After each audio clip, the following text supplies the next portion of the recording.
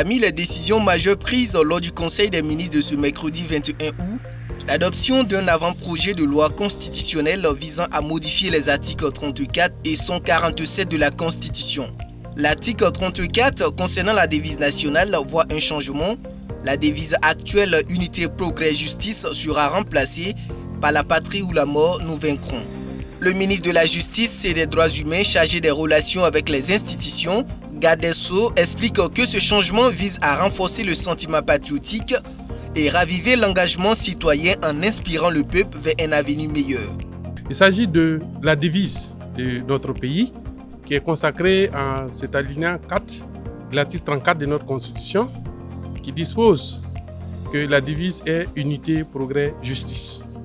Le projet de loi constitutionnelle qui a été adopté vise à modifier cette disposition et consacrer dorénavant la patrie ou la mort, nous vaincrons, comme devise de notre pays. Et si vous constatez dans les discours officiels, et lorsqu'il est question de faire appel au sentiment patriotique et de faire revivre la flamme de l'engagement citoyen qui constate l'acceptation du citoyen burkinabé au sacrifice suprême pour la patrie, il est fait appel à la formule « la patrie ou la mort, nous vaincrons ». Donc ces changements visent à renforcer le sentiment patriotique d'une part, à faire revivre la flamme de l'engagement citoyen, cette même flamme qui éclaire la marche du peuple vers l'horizon du bonheur. L'article 147 qui stipule que les accords relatifs à une fédération, une confédération ou l'entrée au Burkina Faso dans une union d'États africains doivent être approuvés par un référendum sera également modifié. La révision introduit une nouvelle possibilité dans des situations d'urgence ou de force majeure et après avis du Conseil constitutionnel, ces accords pourront être approuvés par voie législative tout en maintenant l'approbation par référendum. Il s'agit effectivement d'une adaptation parce que effectivement la voix du peuple est la meilleure, mais il est nécessaire de trouver aussi une ouverture pour mieux s'adapter aux situations que nous vivons.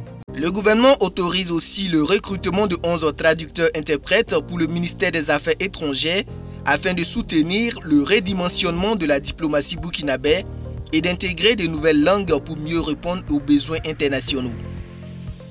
Il faut dire qu'au niveau du bureau des interprètes traducteurs, le point a été fait. Et nous nous sommes retrouvés à une situation actualisée à 16 interprètes traducteurs.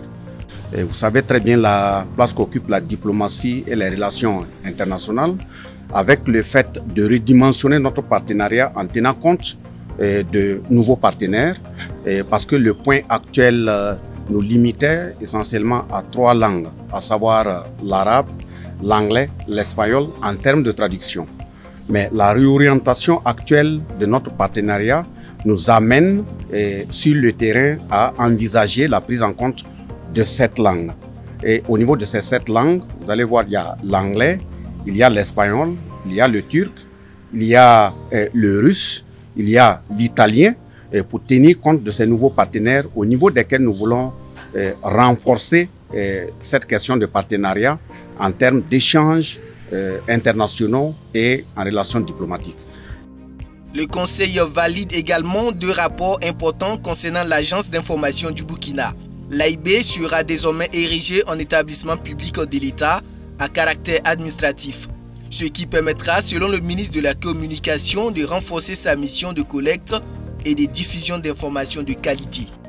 Le Conseil des ministres du jour a décidé donc de l'érection de l'Agence d'information du Burkina en établissement public de l'État à caractère administratif afin de lui donner tous les moyens d'assumer pleinement cette mission-là de collecte, de traitement et de mise à disposition d'une information saine, professionnelle, au profit donc des institutions, des médias, mais aussi de pouvoir faire en sorte qu'on puisse accomplir le droit du citoyen à cette information. Donc c'est une décision importante, assortie aussi d'orientation et d'instruction, afin qu'on puisse doter cette nouvelle structure-là de tous les moyens nécessaires afin d'être à la hauteur de la mission de service public en tant que grossiste de l'information. Ces réformes constitutionnelles et structurelles pourraient marquer un tournant dans l'évolution de la politique burkinabé actuelle en consolidant à la fois l'identité nationale et l'efficacité administrative.